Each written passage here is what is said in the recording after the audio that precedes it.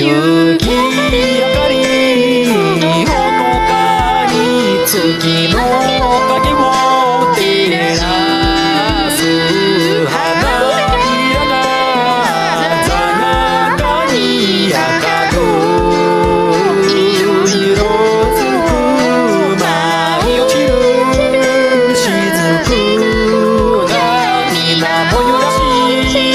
消える音のないぬくもりが二人を包んで明かりが灯るこんにち二人目口ずさむ紛れて揺れて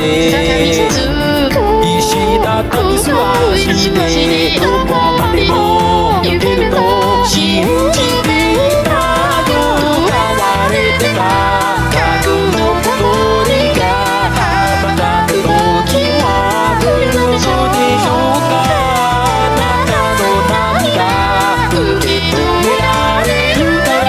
このままでも構わないから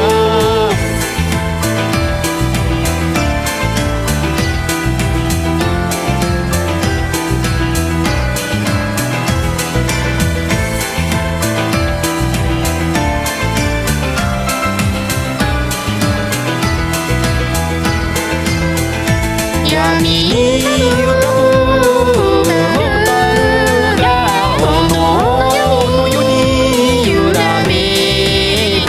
霧の散るひとときをまぶたに残して影が映る笑ってたね髪が風に流れて肩寄せ合い温める時間もいつ